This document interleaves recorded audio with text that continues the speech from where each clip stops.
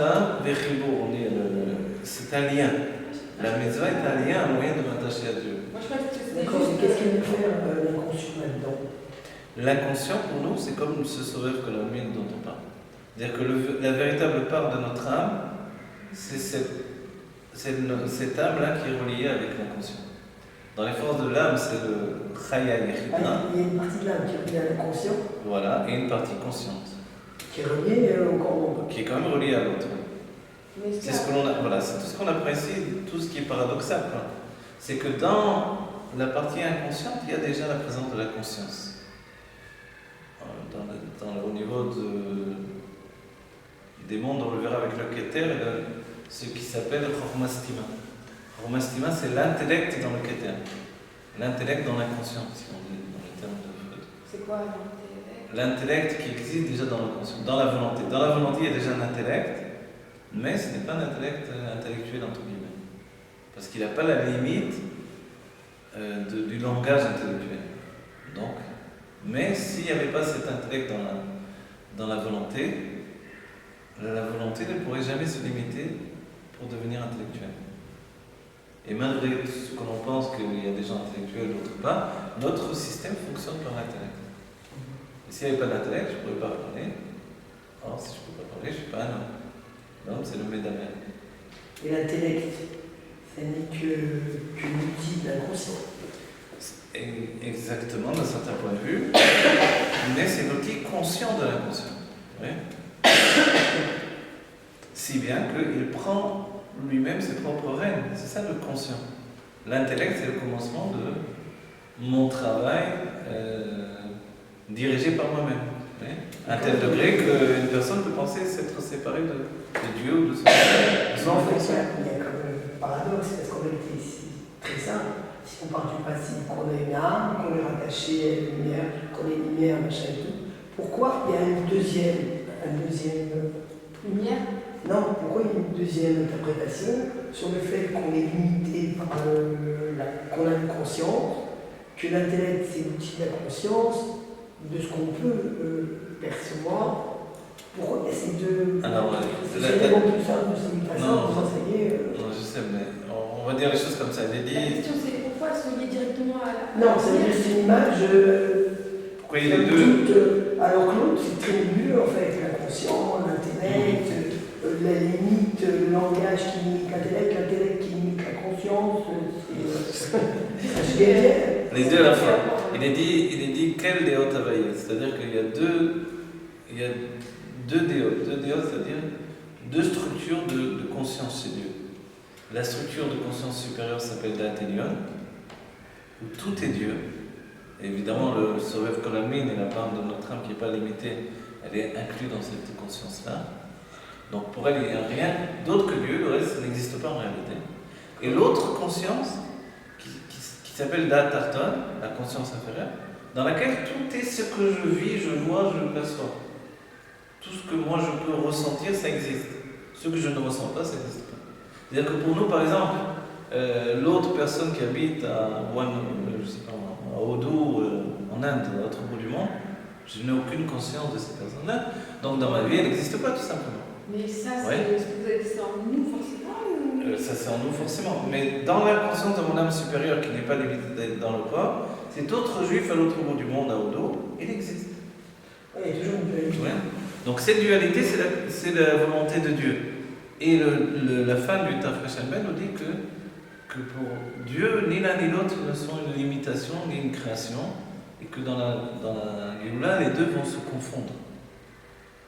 Ça va être ça la Géoula, la fusion des deux dates, qui va faire qu'on a la réponse à la question que vous posez, qui est normale et sensée en fait. Pourquoi Dieu il veut à la fois ce système et ce système? Le premier est suffisant finalement. On voit que les hommes n'ont pas connaissance même du premier système, c'est-à-dire d'un système où on est rattaché à l'infini divin de manière absolue et qu'en fait il n'y a aucune limite dans notre être. C'est quand on a décidé, par contre, on sent qu'on a... Et c'est curieux parce qu'en fait, si la création, c'est curieux, avec un truc, avec moi, quand si ce serait tout ça, ce serait tellement simple, il n'y a pas de libre arbitre, on se poserait pas de questions. Exactement, c'est ce qu'il dit dans la suite du livre. Il explique que si on avait conscience du câble à un Sof, donc qui est comme le cordon qui nous relie à ceux qui précèdent, on perdrait tout notre libre arbitre. Mais quel intérêt d'avoir libre arbitre, puisque c'est ce qu'on va faire. Mais le libre arbitre, c'est cette conscience inférieure. Ah. C'est-à-dire le non-dévoilement du Dat Elyon, c'est notre libre arbitre. Si la conscience supérieure se dévoilait, on le perdrait ce libre arbitre. Parce que, en vérité, on aurait un véritable, d'un autre point de vue, on aurait un véritable libre arbitre, on serait comme Dieu. On serait Dieu, quoi. Mais comme on n'est pas Dieu, on est nous, notre personnalité est limitée, du coup, on a une notion, une sensation de libre arbitre. Le libre arbitre qui est limité, qui ne nous sert qu'en ce monde. Exactement. Mais en fait, tout ce qu'on fait, c'est Dieu, il a déjà fait. C'est pas une arnaque, mais c'est un système. C'est un système que Dieu a. C'est genre. non, ça veut dire c'est fait, en fait, on nous met à notre disposition des outils qui ne servent que. Qu'à prendre conscience. Est-ce que la question, c'est est-ce que pour dépasser ces limites, qui en fait n'existent pas, Ouais. c'est pas nous, comme on est, on ne pourra jamais dépasser ces limites. Nous, comme on a, on pourrait jamais. Oui, c'est vrai. C'est quelqu'un S'il n'y a d'extérieur. pas une intrusion de quelque chose qui dépasse les limites pour nous libérer, forcément, on ne peut pas, par la limite, se libérer des limites. C'est quoi C'est pour ça qu'on a besoin d'une machia. On a besoin d'une machia. connaissance. Voilà, la connaissance qui nous est. Ça, c'est une Torah qui vient du Da'at Elyon. Mais le miracle, c'est qu'elle s'habille dans le Da'at Arton. Vous comprenez? Alors, elle occasionne, elle provoque la fusion des deux. La fusion des deux, c'est ce qui nous permet de devenir illimité dans la limite. Ça va être vraiment les débuts. On va déjà prendre conscience. Voilà. La prise de conscience, c'est le miracle de cette Torah. C'est pour ça, d'après le Harazal, avant la Géoula, si on n'étudie pas la Primat Torah, on n'est pas du tout préparé à la Géoula. Parce que si on ne parlait pas de tout ce qu'on parle ici, quand quelqu'un arrive se voit projeté dans la Géoula et tout à coup, sa petite conscience étriquée, son petit esprit, il est brisé totalement, il a un esprit de grandeur absolue, il est projeté d'un seul coup comme ça, il va avoir évidemment un petit passage qu'il va falloir passer, quoi. Et c'est pour ça que le Mashiach va être utile, va être un mauvais derrière, il va nous montrer le chemin pour avancer de niveau à niveau. Voilà, chacun, quelles que soient les personnes. Mais maintenant, ceux qui ont déjà pratiqué cette Torah de vérité, qui est la Torah de la Géoula déjà, alors forcément, on va dire, ah c'est simple. Ce que les Chassidim m'ont dit. Les Chassidim m'ont dit que peut-être qu'on ne comprend rien finalement à ce qu'on étudie. Mais quand on va venir la Géoula, on va dire, ah c'est ça ce que j'ai étudié. Vous voyez? Donc on va vraiment être préparé. C'est la préparation de la Géoula, ce que j'ai étudié. C'est ça, ah, c'est ça le Da'at Elyon, c'est ça le Soleil Kolamine, c'est ça le monde de Hatzilut, c'est ça. Celui qui n'a jamais étudié ça. Voilà. C'est-à-dire que vous allez voir de vos yeux ce que vous avez étudié, ce qu'on a étudié ici. Vous voyez? Ah là là, c'est vrai. Mais celui qui a étudié que la Gemara et la Halakha, alors là, il va être. Perdu de ses perdus. Oui. Est-ce qu'on a besoin, pas nous, parce que les femmes, je ne sais pas, mais c'est la grosse question que je me fâche. Un homme? D'accord. Chez moi. Est-ce qu'on a besoin d'étudier la Chassidut pour un homme, d'étudier la Gemara et la Mishnah et tout ça, ce qu'on étudie? En fait, voilà. Alors le Tanya dit que pendant toute la durée de l'exil, effectivement, on en a besoin. Ça fait partie du bureau du monde. D'accord. Le bureau des Nitzotzot doit être à un tel degré que la Gemara exprime la pensée de Dieu dans le monde matériel à un niveau de situation qui peut-être ne vont jamais exister. Mais, c'est-à-dire, l'esprit de la Gemara, c'est l'esprit de l'Halakha. C'est pas la Halakha, mais c'est l'esprit de l'Halakha, duquel va découler l'Halakha. Et donc, dans l'esprit de l'Halakha, il faut que on va dire, la conscience divine vienne dans les moindres détails du monde matériel. Donc, c'est ça la Gemara. Si j'ai bien compris, la Gemara, c'est la lumière limitée de la lumière. Voilà, la lumière infinie qui vient se limiter dans la limite la plus grande. Est-ce qu'on a besoin de ça pour apprendre la Chassidut? Est-ce qu'elle a besoin de ça? Alors, voilà, la réponse c'est que pendant tout le temps de l'exil, on a besoin de ça. Ouais. Quand arrive la fin de l'exil, alors en réalité, dans la Géoula, on n'étudiera plus du tout la Gemara. d'accord. Donc aujourd'hui, on est dans la phase intermédiaire. On continue, mais on commence à diminuer en réalité. Donc on comprend de plus en plus qu'il faut donner une plus grande part à l'étude de la plémiose plutôt que de la Gemara. Par contre, les halachot, on a besoin de les étudier encore au quotidien parce qu'on doit les accomplir. D'accord. Ça, on est obligé Tant de... qu'il y a ce monde, il faut apprendre. Voilà, tant qu'il y a ce monde, on est obligé, et qu'on ne connaît pas les halachot par cœur, ce qui est pratiquement impossible de connaître par cœur, donc on les étudie tout le temps. D'accord. Et la Gemara, évidemment, jusqu'au dernier moment de l'exil, on continue à l'étudier, mais on a commencé à limiter cette étude-là. Avant, elle était l'essentiel, aujourd'hui, les gens n'étudient encore que ça uniquement. Donc, il y a une conscience de se dépasser. Je suis néophyte. La Gemara, ça nous apprend à nous comporter dans son monde. Non, pas du tout. La Gemara, ça nous apprend l'esprit de la loi dans toutes les situations possibles et imaginables D'accord. de l'existence. C'est un code. Ouais. C'est une discussion, c'est pas un code. C'est un code. À la fin d'une discussion, il y a une décision, non? Non, c'est pas si évident que ça. La Gemara, c'est un... C'est de la jurisprudence en permanence. Voilà, c'est la question, mais c'est pas toujours la réponse. La Dès réponse que est la là. question est posée, le Non, problème. c'est pas si simple. C'est pour ça que je vous dis, c'est l'esprit de la loi plutôt que de la loi elle-même. D'accord, mais pour un homme, ça dirige, ça limite son comportement, lui. Pas du tout, non. Alors à quoi ça sert? C'est pour faire travailler l'esprit dans la compréhension de la loi. D'accord. C'est vraiment l'esprit de la loi, c'est merveilleux la loi. C'est une personne, un sage dit une chose, d'après cette phrase de la Torah, on comprend qu'il faut faire ça. L'autre vient l'objecter. Mais non, pas du tout, c'est pas du tout comme ça. Tu n'as pas bien compris. L'autre dit qui tu es pour dire ça, l'autre dit moi j'ai reçu de lui qui m'a dit ça, mais l'autre dit ah bon, mais c'est comme dans ce cas-là. Ah, quel cas tu parles? Ah, ce cas-là-bas. Oui, c'est des associations d'idées sans raison. C'est une étude. Une étude pour l'étude d'abord, en premier lieu. On n'étudie pas la Gemara pour à moins qu'on soit le Une plus. étude pour l'étude, d'accord, mais ça donne bien quelque chose, on n'étudie pas ça. Le peuple juif, c'est. Alors, la raison divine de cette étude-là, c'était de faire le bureau du monde. C'est quoi le bureau? Le bureau, c'est d'élever les étincelles de Kedusha qui se trouvaient dans le monde matériel. C'est-à-dire qu'au lieu de le vivre dans le monde matériel, vraiment, partir sur le chantier, travailler avec des pierres, etc., c'est ce qu'ils ont fait en Égypte, on peut le remplacer par l'étude de la Gemara. C'était le but. D'accord, donc la Gemara, elle n'est faite que pour son monde. Voilà, la Gemara est faite que pour ça. Quand on vient à la Gemara, forcément, on ne va plus étudier la Gemara. Moi, celui qui est nostalgique, c'est comme celui qui est encore un tourne-disque, vous voyez, à l'époque où on est tout dans une puce informatique.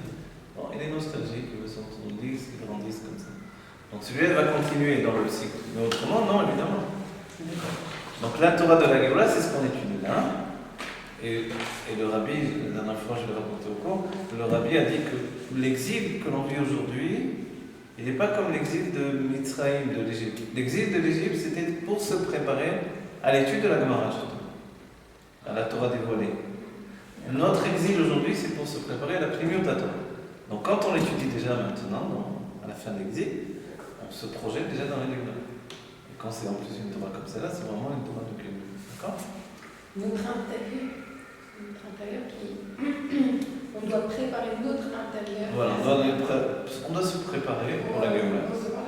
Voilà. Et en même temps, cette préparation, elle n'est pas juste de vivre au futur. Elle est comme au présent, elle est déjà une Géoula, dans l'instant où j'étudie, en tout cas. Bah, ça peut que nous amener vers la Géoula.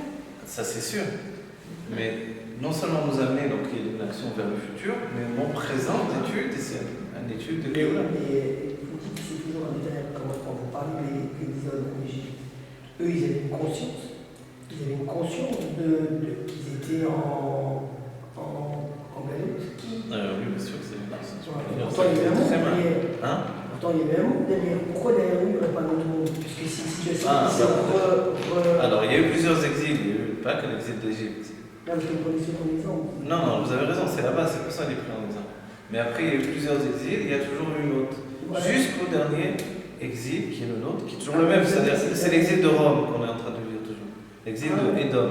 Vous voyez? D'accord. C'est toujours le même. Quand il s'interrompt, il n'y aura pas d'exil après lui.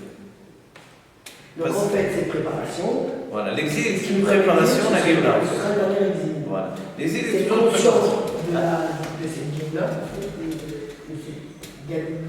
Voilà. Si on est capable aujourd'hui de vivre avec la Géoula dans notre vie, c'est comme ça qu'on se détache de l'obligation d'un nouvel exil. D'accord. C'est l'un des enseignements, on va dire. Oui, il y avait les Égyptiens, par exemple, entre nous, Les Juifs ou en les Égypte. Juifs. Oui. En Égypte, ils n'avaient pas conscience.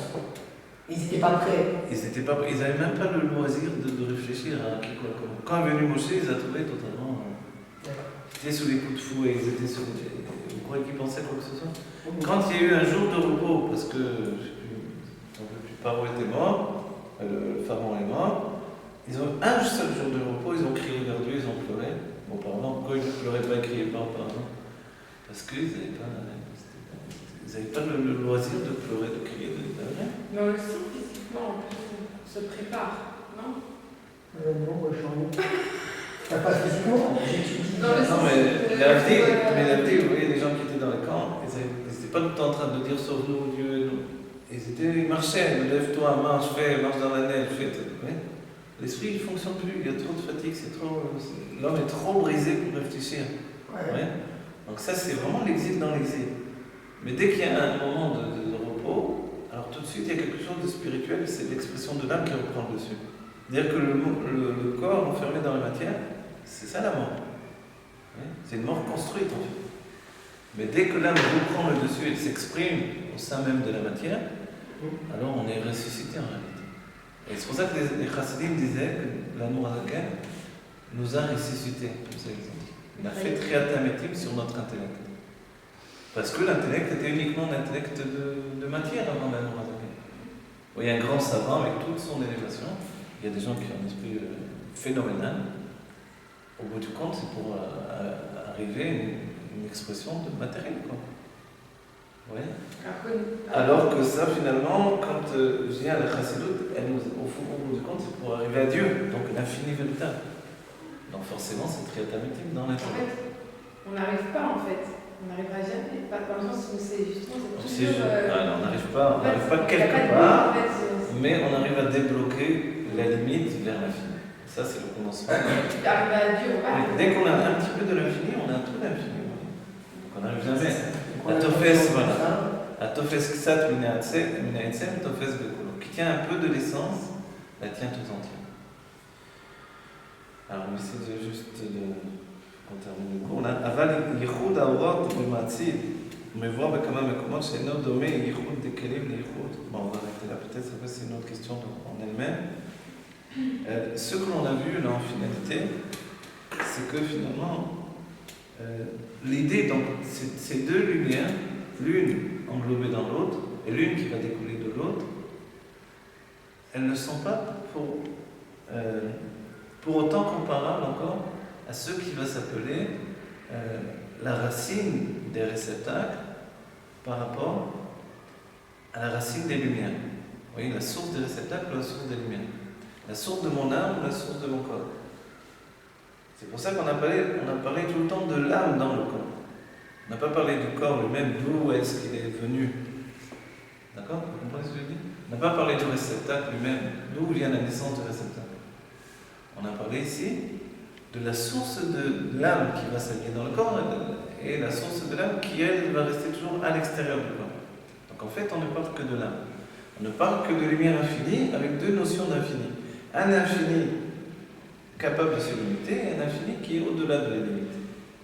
Ça ne veut pas dire que l'autre en est incapable, puisque l'autre porte ses parts d'infini limitées au-dedans de lui. Alors l'existence du corps, elle est faite que grâce à la lumière limitée de l'âme mémanée. Également, c'est vrai. C'est-à-dire s'il n'y avait pas de lumière capable de se limiter, on n'aurait jamais obtenu la naissance du corps également. Mais la source du corps ne vient pas de cette lumière limitée. Elle a sa propre source à elle-même. C'est le Réchibou, on en a un petit peu étudié, on reviendra sur ça. C'est la trace, ça s'appelle le Koar Vul Shebantzov, la force de la limite qui est dans l'infini. Cette force de la limite dans l'infini, ça c'est la vraie racine du corps et du Kéli. Ça, la création. Voilà. La création, elle se fait. Mais ce que l'on étudie là, c'est de comprendre que la lumière elle-même, elle se scinde déjà en deux parties.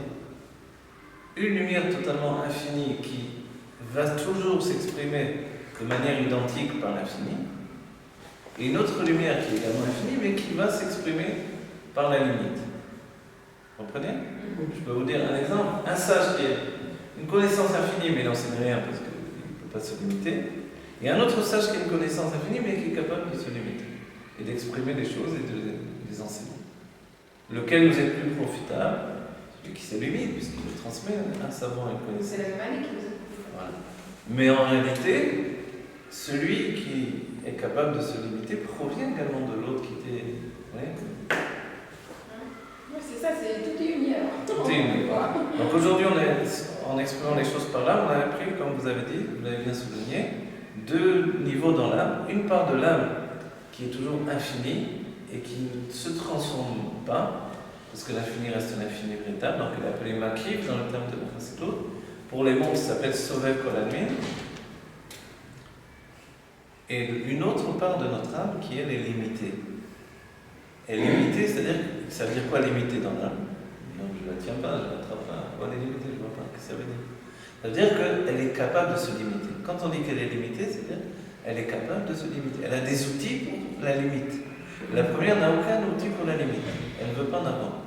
En fait, c'est la deuxième qui donne accès à la connaissance. Voilà, la deuxième, elle devient notre conscience à Celle qui est nous. limitée. Ouais. Ah, Puisque normalement, si c'est le même principe de lumière, c'est le même qu'on peut. L'une dans l'autre est limitée, sans elle est limitée en même temps. Donc, Voilà. c'est ce qui lui donne accès Effectivement, bravo. à limiter.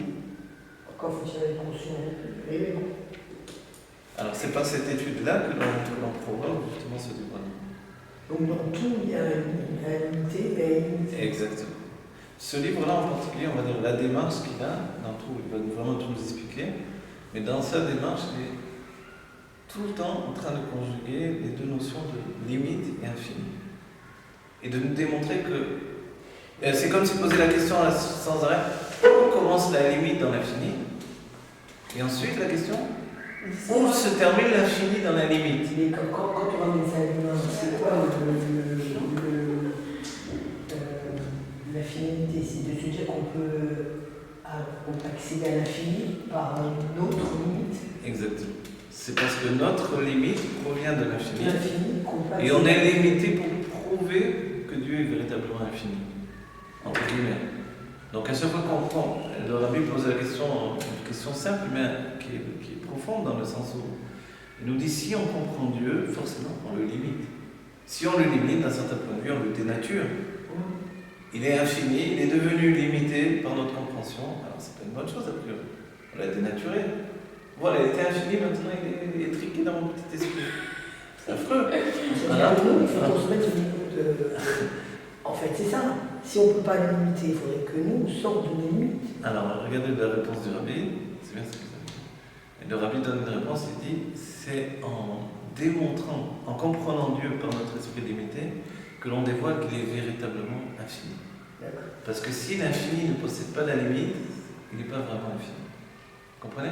Si une personne est tellement grande qu'elle n'est pas capable de se limiter, c'est-à-dire de conjuguer, de partager avec un petit, alors elle n'est pas vraiment grande.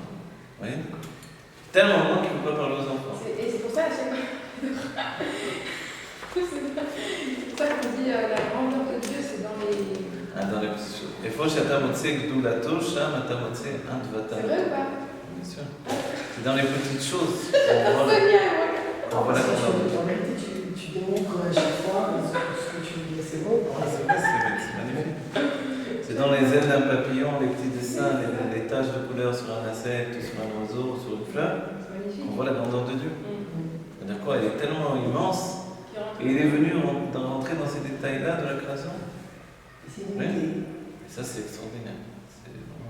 Magnifique. Ça, c'est le véritable bonheur. Et c'est parce qu'il conjugue, dès le commencement, dans son expression, ces deux opposés, ces deux pôles totalement a priori, qu'on aurait pensé totalement à l'inverse l'un de l'autre.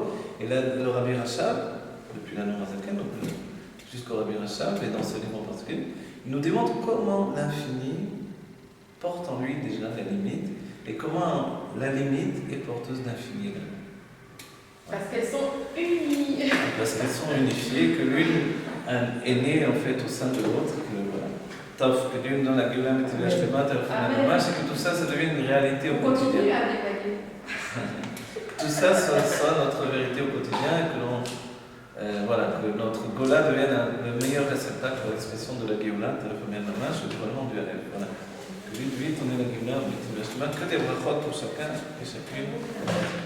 Merci beaucoup.